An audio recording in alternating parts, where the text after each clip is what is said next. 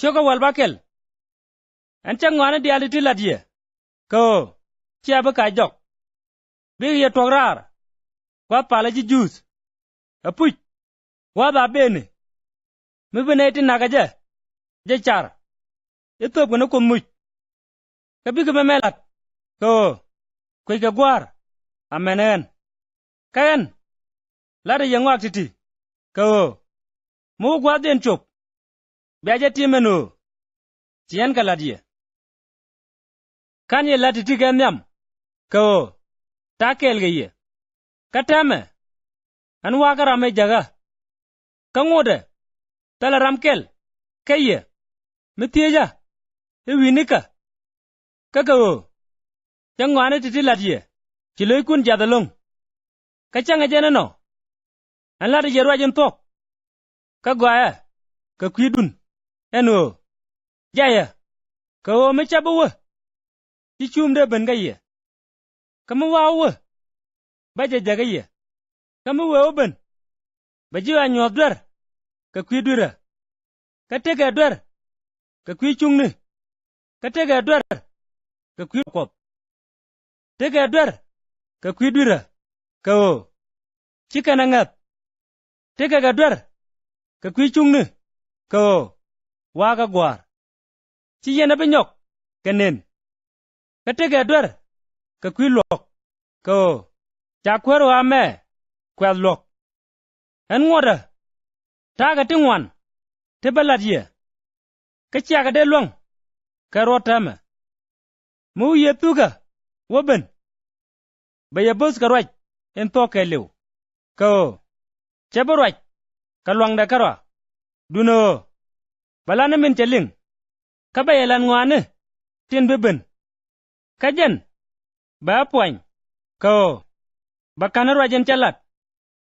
Kabaja lariye. Kati dialtin teka gwar. Kenyen ka. Kakuja mo.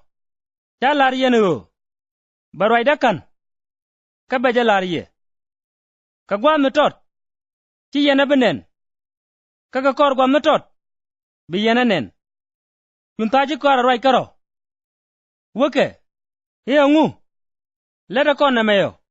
Ika gwa metot. Chia benen. Kagakor gwa metot. Biyena nen. Amene min we. Ika waga gwar. Kachuga we. Iloda ngu. Min we ika gwa metot. Kakwi kon mirwaje kakwide. Chuye chuja ngaje no. Gorga tide. Kachua kajuk. Jana me. En mirwayen gaje. Kam ni kun. Ika gwa metot. Chia benen. Kagakor gwa metot. Biyena nen. Apuj.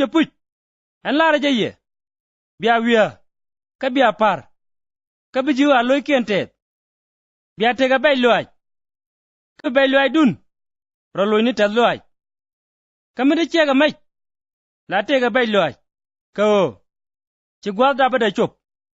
Kami chakudap. Chabay de la time. Ka kwita da loy de. Kao.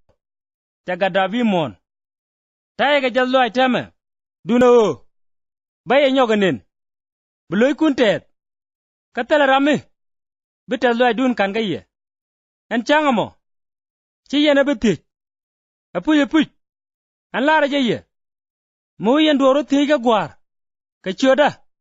Baja kamye. Amane teme. Tala dor mi chia thich. Kachoda. Thija. Kabiaja jek. Kao. Bital loy dun churong. En chama malariye. Karwai ne paraga. Kagwa ba bene. Meche yabe la rwai.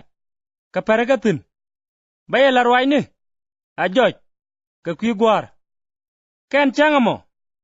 Bia gwar tich. Ka choda. Ka kanje lara no. Ba gwar tich. Ka kwi dun. Kao. Gwar poinde. Noga ye. Ka chi anok. Ka chi yena ngat. Eno. Baga kut. An baga gwar. Chaben wimon. Kateme. Jaya wimon. Ka waga gwar. Ka chuji kora we. Igwaya. Teme. Roje ajoj. Chila roi ka pereka. Teme. Ngai ke jenu. Ngaji ngwak dia. ka ci jagor enu brana ti ka dor ka kwi ga meme chaka jangede no biga kot ka chu ye chu ga loj e antame chiangat wada bene ka che chop bayer yaw dor brama wo dore ka biya bany piny an karwa kaino chadot karwa ko te gwar ka kel an lar yememe ko de yen mal jeka reiwa cha ye chenga jek ka loy kun bu ta opot